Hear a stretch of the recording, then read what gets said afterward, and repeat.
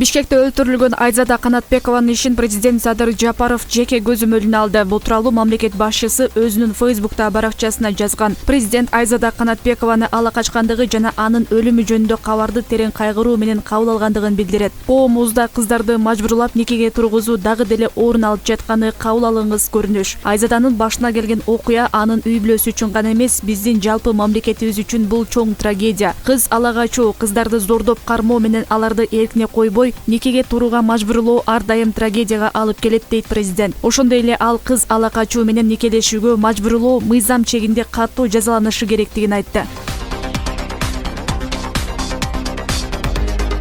Ички иштер министрлигинин имаратынын алдында Айзада Канатбекованын өлүмүнө байланыштуу митинг өтүп жатат. Митингге чыккандар Ички иштер министринин башчысынын кызматтан кетишин талап кылып, кызматтан кетсин деп кыйкырышууда. Нааразычылык акциясынын катышуучулары бийликке каршы сүйлөгөн блогерлерди бир нече саатка жетпей таба алышат дагы, уурдалган кызды бир нече күндөн бери таба албай койгондорун айтышууда. Ички иштер министрлигинин имаратынын алдына болжол менен 300дөй адам чогулду. Алар барган сайын көбөйүп, алардын катарына премьер-министр, бир катар депутаттар, ырчылар келип кошулушту. Ал эми депутат Никитенко маселе укук коргоо органдарынын гана жоопкерчилигинде эмес, коомдун өзүнүн аң сезимде экендигин белгиледи.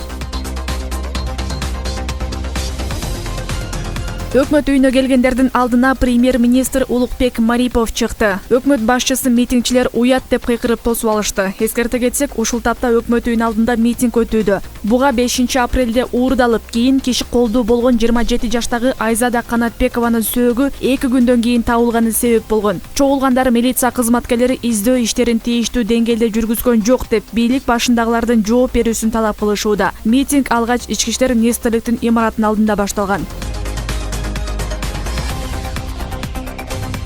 Парламентте кыз ала качуунун жазасын күчөтүү сунушталды. Депутат Марлен Маматалиев кыз ала качкандарды 10-15 жылга чейин кесүү демилгесин көтөрдү. Жаза кодексинин 175-беренесинде кыз ала качуунун жазасы 2-5 жыл экен. Биринчиден ушул берененин аталышын жокко чыгаралы. Бизде никеге туруу үчүн ала качуу деген түшүнүк болбосун. Аны адам уурдоо деп атап, 10-15 жылга чейин эркинен ажыратуу жазасын карайлы.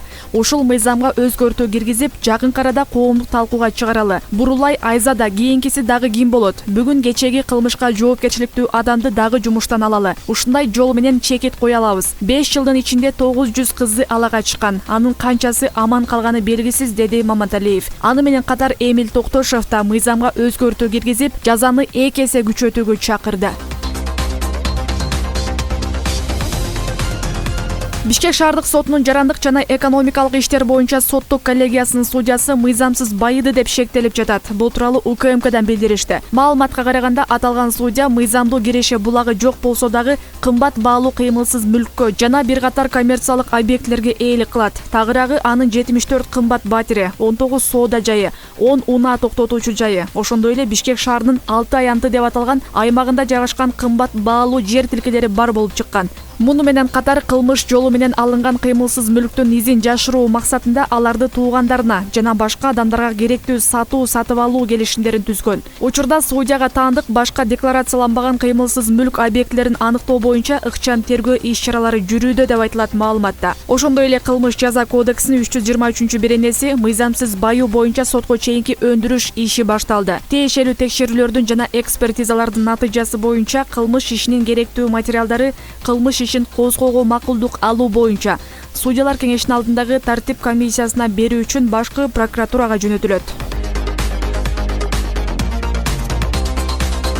Ички иштер министринин баңгизаттарды мыйзамсыз жүгүртүүгө каршы кызматы Жалал Абад облусуна караштуу Токтоол районундагы үйлөрдүн биринде маңзат даярдалган лабораторияны аныктады. Ички иштер министрлигинин басма сөз кызматы бул факт кылмыш кодексинин 267-беренеси маңзатты сатуу максатына мыйзамсыз даярдоого ылайык сотко чейинки ачылган өндүрүштүн негизинде аныкталганын билдирди. Анда атайын үйрөтүлгөн иттин жардамы менен тинтүү жүргүзүлгөндө 36,5 килограмм маңзат алынган. Райондук сот кылмышка шектелип кармалган жаранды тергөө абагына камоо тууралуу өкүм чыгарды.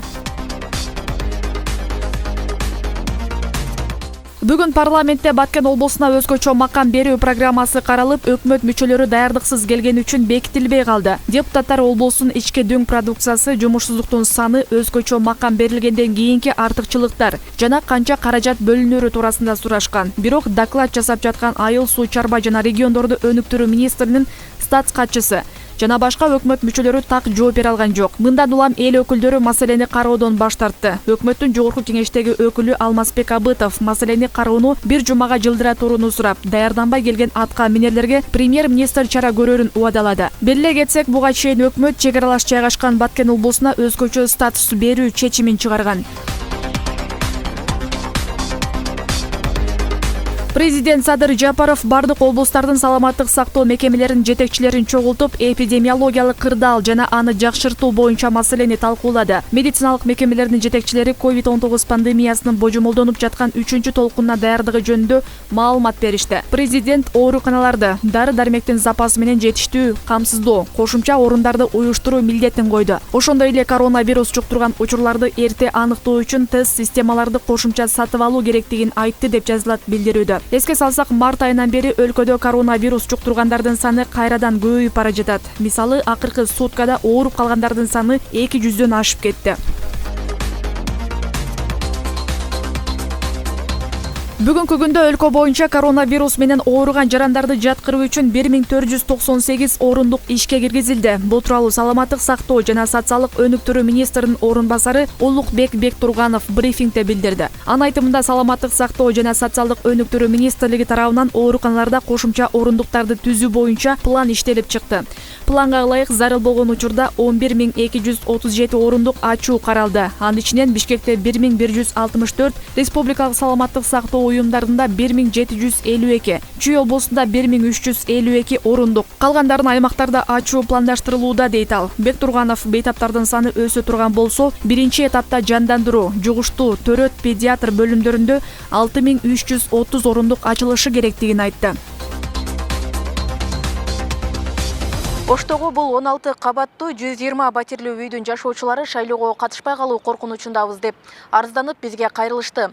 Мындагылардын басымдуусу милиция кызматкерлери болгондуктан ачык айтып чыгуудан тартынып үй комитети аркылуу кайрылышкан. Алар буга чейин форма 2 аркылуу шайлоого катышып келсе, форма 2 жоюлгандан бери каттоосун шаарга койдурууга аракет кылышкан, бирок майнап чыккан эмес. Буга себеп катары шаардык мэрия тиешелүү документтерди бербей жаткандыгын айтышууда. Biz tipa mэрия biz каршы эмеспиз, учетко турууга уруксат беребиз деген. Мен мэрияга кирдим, мэрияга барсам, силердин үйүңөр бизден баланста турбайт, биз эч кандай кагаз бере албайбыз деп. Алар бизге ошондой жооп кайтарып койду. Бул көп кабаттуу үйдүн тургундары 5 жылдан бери каттоосун Ош шаарына койдура албай убара тартып келишет. Мамлекеттик каттоо кызматы жарандардын шаарда жашаган дарегин тактоочу кагазды алып келүүсүн талап кылганы менен Ош шаардык мэриясы үй шаардын балансында болбогондуктан тастыктоочу документти бербей келишет. 5 жылдын ичинде канча шайлоо болсо, ошонун бардыгына форма 2 толтурабыз. Себеби менин учетум айылда турат. Айылым 200 километр бул жерден ары. Азыр бизде 126 квартира. Бул орто эсеп менен бул бир орто айыл. Эми элестеткиле, бир орто айылда бул 126 түтүндө биздин баш шайлоо добушубузду бизге бербей атат да.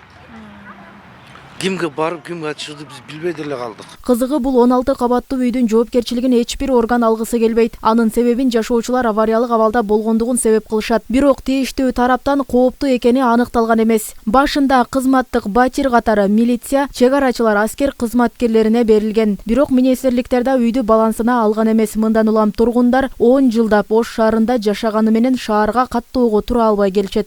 Чегара кызматы биз ушул жерде биз өзүнүн неме алып карап беребиз, ушул домду дегенде башка службалардын өкүлдөрү унабай койгон.